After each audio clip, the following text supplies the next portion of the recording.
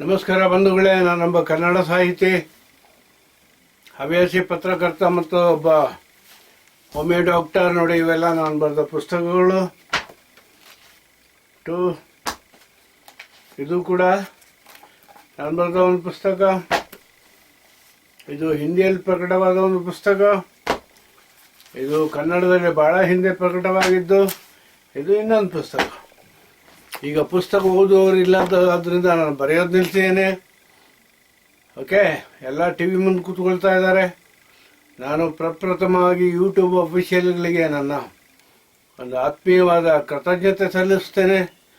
ಯಾಕಂದರೆ ಇವತ್ತು ನನಗೆ ಇಂಟರ್ನ್ಯಾಷನಲ್ ಅಂತಾರಾಷ್ಟ್ರೀಯ ಖ್ಯಾತಿಯನ್ನು ತಂದುಕೊಟ್ಟಂಥ ಯೂಟ್ಯೂಬ್ ಅಫಿಷಿಯಲ್ಗಳನ್ನು ನಾನು ಮರೆಯುವಾಗಿಲ್ಲ. ಈಗ ನಾವು ಕಾಮನ್ ಕೋಲ್ಡ್ ಆ್ಯಂಡ್ ಕಾಫ್ ವಿಷಯದಲ್ಲಿ ಮಾತಾಡೋಣ. ಎಲ್ರಿಗೂ ಶೀತ ಆಗುತ್ತೆ. ಶೀತ ಆದಮೇಲೆ ಅದು ಸಾಮಾನ್ಯ ಕಫ, ಕೆಮ್ಮು ಇದಕ್ಕೆ ಕನ್ವರ್ಟ್ ಆಗುತ್ತೆ. ಅದು ಗಂಟ್ಲು ಕಡ್ತಾ ಇರ್ಬೋದು. ಮೊದಲು ಮೂಗಲ್ಲಿ ನೀರು ಇಳಿಯುತ್ತೆ, 2 ದಿನದಲ್ಲಿ ಅದು ನಿಲ್ಲುತ್ತೆ. ಆಮೇಲೆ ಸಿಂಬಳ ಬರಲಿಕ್ಕೆ ಶುರುವಾಗುತ್ತೆ ಗಟ್ಟಿಯಾಗಿದ್ದು. ಆಮೇಲೆ ಅದರಿಂದ ಕೆಲವರಿಗೆ ಥ್ರಾಟ್ ಇನ್ಫೆಕ್ಷನ್ ಆಗುತ್ತೆ, ಇನ್ನು ಕೆಲವರಿಗೆ ಬ್ರಾಂಕೈಟಿಸ್ ಬರುತ್ತೆ, ಇನ್ನು ಕೆಲವರಿಗೆ ಅದು ಅಸ್ತಮಾಗಿ ಕೂಡ ಹಳೇದಾದರೆ, ಶೀತ ಹಳೇದಾದರೆ ಅದು ಮುಂದೆ ಅಸ್ತಮಾಗಿ ಕೂಡ ಪರಿವರ್ತನೆ ಹೊಂದುವ ಸಾಧ್ಯತೆ ಇರುತ್ತೆ. ಇನ್ನು ಕೆಲವರಿಗೆ ಮೂಗು ಬ್ಲಾಕ್ ಆಗುತ್ತೆ, ಅಲ್ಲಿ ದುರ್ಮಾಂಸ ಬೆಳೆಯುತ್ತೆ.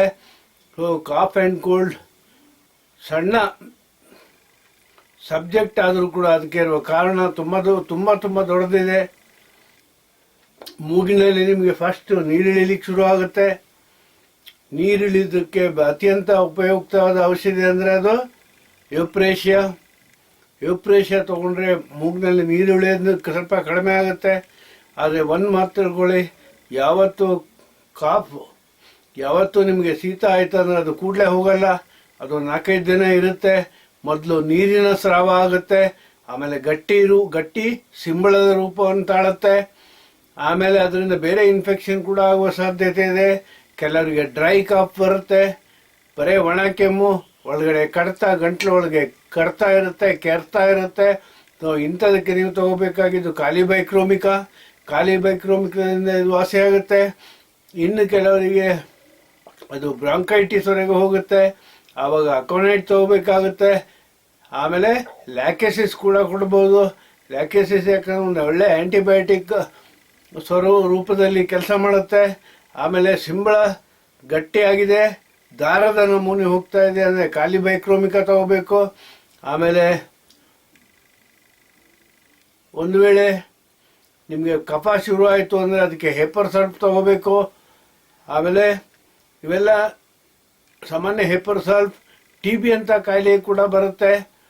ಟಿ ಬಿ ಆದರೂ ಕೂಡ ಹೆಪರ್ ಸಲ್ಫ್, ಪಲ್ಮನರಿ ಟ್ಯೂಬರ್ಕ್ಯುಲೋಸಿಸ್ ಆದರೂ ಕೂಡ ಅದಕ್ಕೆ ಹೆಪರ್ ಸಲ್ಫ್ ಉತ್ತಮ ಕೆಲಸ ಮಾಡುತ್ತೆ. ಅದು ಟಿ ಬಿ ಆಗಿದ್ದರೆ ನಿಮಗೆ ಸಾಮಾನ್ಯವಾಗಿ ಕಫದ ಜೊತೆಗೆ ಸ್ವಲ್ಪ ಬ್ಲಡ್ ಕೂಡ ಹೋಗುವ ಸಾಧ್ಯತೆ ಇದೆ. ಆವಾಗ ಫಾಸ್ಫರಸ್ ತಗೋಬೇಕಾಗುತ್ತೆ. ಆಮೇಲೆ ಮಕ್ಕಳಿಗೆ ಸಾಮಾನ್ಯವಾಗಿಂತ ತೊಂದರೆ ಇರುತ್ತೆ. ಮಕ್ಕಳಿಗೆ ಶೀತ ಆದರೆ ಕೆಮ್ಮು ಬರೋದು ಗ್ಯಾರಂಟಿ. ಈ ಅಂತೂ ಬಿಗಡಾಯಿಸಿದಂಥ ಒಂದು ಪೊಲ್ಯೂಷನ್, ಏರ್ ಪೊಲ್ಯೂಷನ್ನಿಂದ, ವಾಟರ್ ಪೊಲ್ಯೂಷನ್ನಿಂದ ನಾವು ತಿನ್ನುವ ಆಹಾರ ಕೂಡ ಅಂಥದ್ದೇ ಆಗಿರುತ್ತೆ. ಆದ್ದರಿಂದ ಕೃತಕ ಆಹಾರ ನಾವು ಬಿಟ್ಬಿಡಿ. ಯಾವುದೇ ಪ್ಯಾಕ್ಡ್ ಫುಡ್ ತಗೋಬೇಡಿ, ಜಂಕ್ ಫುಡ್ ತಗೋಬೇಡಿ, ಕೃತಕ ಆಹಾರ ತಿನ್ನಬೇಡಿ. ಲೇಸ್, ಬಿಂಗೋ, ಕುರ್ಕುರೆ ಇದನ್ನು ಯಾರೂ ತಿನ್ನಕ್ಕೆ ಹೋಗ್ಬೇಡಿ. ಅದರಲ್ಲಿ ಏನೇನೋ ಕೆಮಿಕಲ್ ಹಾಕಿರ್ತಾರೆ. ಅದರಿಂದ ಈಗ ನಿಮಗೆ ನಾನು ಶೀತ ಆದಾಗ ಯುಪ್ರೇಷಿಯಾ ನೀರು ಇಳಿತಾ ಇದ್ರೆ ಯುಪ್ರೇಷಿಯಾ, ಇನ್ನು ಕೆಲವರಿಗೆ ಕಣ್ಣಲ್ಲಿ ಕೂಡ ನೀರಿಳಿಯುತ್ತೆ. ಹೀಗೆ ಶೀತ ಹಳೇದಾದರೆ ಮೂಗಿನಲ್ಲಿ ದುರ್ಮಾಂಸ ಬೆಳೆಯುತ್ತೆ. ಆಮೇಲೆ ಕೆಲವರಿಗೆ ಕಿವಿಯಲ್ಲಿ ಕೂಡ ಇಚ್ಚಿಂಗ್ ಅಂದರೆ ಕಡ್ತಾ ಬರುತ್ತೆ. ಸೊ ಇಂಥ ಸಂದರ್ಭದಲ್ಲಿ ನಿಮಗೆ ಕಾಲಿಬೈಕ್ರೋಮಿಕ ಚೆನ್ನಾಗಿ ಕೆಲಸ ಮಾಡುತ್ತೆ. ಆಮೇಲೆ ಕಾರ್ಬೋವೇಜ್ ಚೈನಾ ಕೂಡ ಒಳ್ಳೆ ಕೆಲಸ ಮಾಡುತ್ತೆ. ಹೀಗೆ ಲಕ್ಷಣ ನೋಡ್ಕೊಂಡು ನಾವು ಟ್ರೀಟ್ಮೆಂಟ್ ಕೊಡಬೇಕಾಗುತ್ತೆ. ಕೆಲವರಿಗೆ ಜ್ವರ ಕೂಡ ಬರ್ಬೋದು. ಫ್ಲೂ ಜ್ವರ ಆದರೆ ಒಂದು 4-5 ದಿನ ಇರುತ್ತೆ. ಅದನ್ನು ನಿಮಗೆ ನಾನು ಮೊದಲು ಹೇಳಿದ್ದೀನಿ, ಜ್ವರ ಹೇಗೆ 1 ಗಂಟೆಗೆ ಗುಣ ಮಾಡ್ಕೋಬೋದು ಅಂತ. ಸೊ ಅಂಥ ಮೆಡಿಸಿನ್ ತೊಗೊಂಡ್ರೆ ಜ್ವರ ಕೂಡ ಗುಣ ಆಗಿ ಹೋಗುತ್ತೆ. ಆದರೆ ಕೋಲ್ಡ್ ಆ್ಯಂಡ್ ಕಾಫ್ ಒಂದು ಸಾಮಾನ್ಯ ಕಾಯಿಲೆ ಅಲ್ಲ. ಇದು ಕೆಲವರಿಗೆ ರೋಗ ನಿರೋಧಕ ಶಕ್ತಿ ಕಡಿಮೆ ಇರುವವರಲ್ಲಿ 15-20 ದಿನ ಕೂಡ ಫ್ಲೂ ಜ್ವರ ಇರೋದನ್ನು ನಾವು ನೋಡ್ತೇವೆ. ಯಾಕಂದ್ರೆ ಅವರಲ್ಲಿ ವೈಟ್ ಸೆಲ್ಸ್ ಕಡಿಮೆ ಇರುತ್ತೆ, ಲಿಂಫೋಸೈಟ್ ಕೂಡ ಕಮ್ಮಿ ಇರುತ್ತೆ, ದೇಹ ರೋಗ ನಿರೋಧಕ ಶಕ್ತಿ ಕಡಿಮೆ ಇರುತ್ತೆ. ಅಂಥವರು 15-20 ದಿನ ಕೂಡ ಕಾಮನ್ ಫ್ಲೂನಿಂದ, ಸಾಮಾನ್ಯ ಫ್ಲೂನಿಂದ 15-20 ದಿನ ಬಳಲುವವರನ್ನು ಕೂಡ ನಾವು ನೋಡ್ತೇವೆ. ಸೊ ಇದಕ್ಕೆ ಇಷ್ಟು ಹೇಳಿ ನನ್ನ ಇವತ್ತು ಕಾಫ್ ಆ್ಯಂಡ್ ಕೋಲ್ಡ್ ಅನ್ನೋ ಸಬ್ಜೆಕ್ಟನ್ನು ಮುಗಿಸ್ತಾ ಇದ್ದೇನೆ. ನಿಮಗೆಲ್ರಿಗೂ ಲೈಕ್ ಆಗಿದೆ ಅಂತ ಭಾವಿಸ್ತೇನೆ.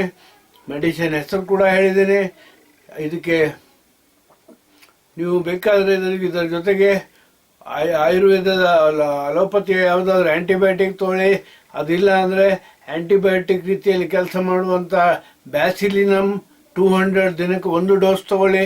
ಆವಾಗ ನಿಮ್ಗೆ ಅಲೋಪತಿ ಆ್ಯಂಟಿಬಯೋಟಿಕ್ ಬೇಕಾಗಿರಲ್ಲ. ಸೊ ಇಷ್ಟು ಹೇಳ್ತಾ common cough and cold best homeopathic treatment ಅನ್ನೋ ವಿಡಿಯೋ ಮುಗಿಸ್ತೇನೆ. ಇವತ್ತಿಗೆ ಕನ್ನಡದಲ್ಲಿ ಹೋಮಿಯೋಪತಿ ಬಗ್ಗೆ ವಿಡಿಯೋ ತುಂಬ ಕಡಿಮೆ ಇದೆ. ಆದ್ದರಿಂದ ನನ್ನ ಚಾನಲ್ನ ಸಬ್ಸ್ಕ್ರೈಬ್ ಮಾಡಿ ಅಂತ ಮತ್ತೆ ನಿಮಗೆ ವಿನಂತಿ ಮಾಡ್ತೇನೆ. ನಾನೊಬ್ಬ ಸಾಹಿತಿ, ಹವ್ಯಾಸಿ ಪತ್ರಕರ್ತ ಮತ್ತು ವೈದ್ಯ. ನನಗೆ ದಯವಿಟ್ಟು ಎಂಕರೇಜ್ಮೆಂಟ್ ಕೊಡಿ, ಪ್ರೋತ್ಸಾಹ ಕೊಡಿ. ನನ್ನ ಚಾನಲ್ನ ಸಬ್ಸ್ಕ್ರೈಬ್ ಮಾಡಿ, ಲೈಕ್ ಮಾಡಿ, ಶೇರ್ ಮಾಡಿ. ಏನು ಕಳ್ಕೊಳ್ತೀರಾ ನೀವು? ದಯವಿಟ್ಟು ನನಗೆ ಎಂಕರೇಜ್ಮೆಂಟ್ ಮಾಡಿ ಅಂತ ಕೇಳ್ಕೊಳ್ತಾ ನಾನು ಈ ಪುಟ್ಟ ಭಾಷಣವನ್ನು ಮುಗಿಸ್ತೇನೆ.